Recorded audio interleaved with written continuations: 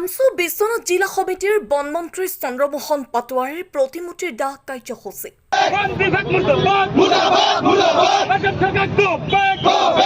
আজি বিশ্বনাথ চাৰিআলিৰ মাজমজিয়াত সদৌ সংখ্যালঘু ছাত্ৰ ইউনিয়ন চমুকৈ আমচু বিশ্বনাথ জিলা সমিতিৰ উদ্যোগত নগাঁও জিলাৰ অন্তৰ্গত লাওখোৱা অভয়াৰণ্যত বন বিভাগৰ নিৰ্বিচাৰ গুলীচালনাত একেখন ঘৰৰ জমিৰ উদ্দিন আৰু সমীৰ উদ্দিন নামৰ দুই ককাই ভায়েক নিহত হোৱাৰ প্ৰতিবাদত বনমন্ত্ৰী চন্দ্ৰমোহন পাটোৱাৰী প্ৰতিমূৰ্তি দাহ কৰি তীব্ৰ প্ৰতিবাদ সাব্যস্ত কৰে।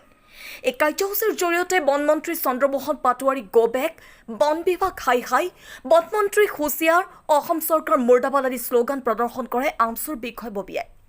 প্ৰতিবাদী কাৰ্যসূচীত আমচুৰ কেন্দ্ৰীয় সহকাৰী সাধাৰণ সম্পাদক কুদ্দুল আলী চৰকাৰ, বিশ্বনাথ জিলা সভাপতি ফকিৰ আলী, সাধাৰণ সম্পাদক হুছেইন সিকদাৰ, হৰমুজ আলী আদি উপস্থিত থাকে।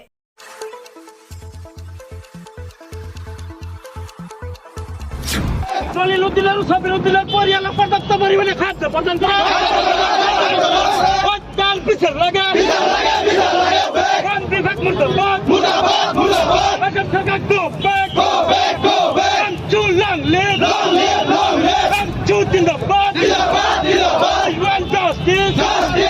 প্রধানমন্ত্রী মুর্দাবাদ প্রধানমন্ত্রী চন্দ্রমোহন পাটোয়ারি গোবেক।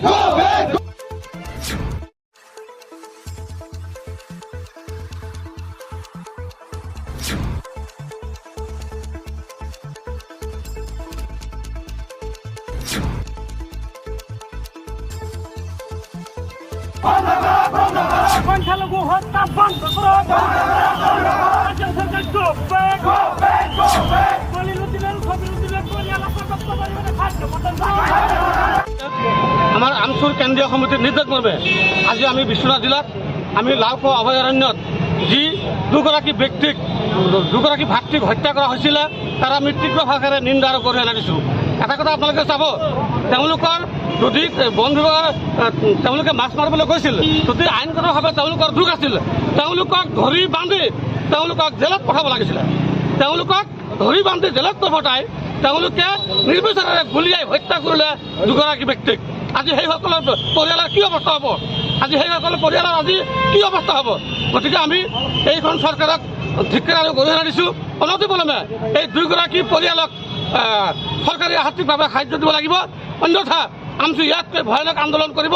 এই ক্ষেত্ৰত যদি কোনো মুখামুখি সংঘৰ্ষ হয়, এক সম্পূৰ্ণ দায়ী হ'ব অসম চৰকাৰ আৰু আমাৰ বন বিভাগ মন্ত্ৰীয়ে।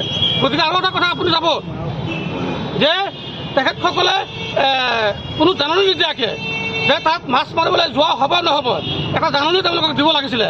তেওঁলোকে মাত্ৰ সেই অঞ্চলত প্ৰৱেশ কৰিছিলে।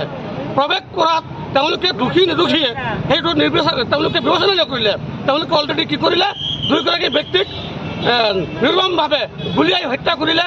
গতিকে এই কথাটো আমি স্পষ্টভাৱে পুনৰ কৈছোঁ, যদি এইসকল পৰিয়ালে উপযুক্তভাৱে ন্যায় নাপায় তো অনাগত দিনত আমচু ইয়াতকৈ আৰু ভয়ানক আন্দোলন কৰিব। Bureau report, detox any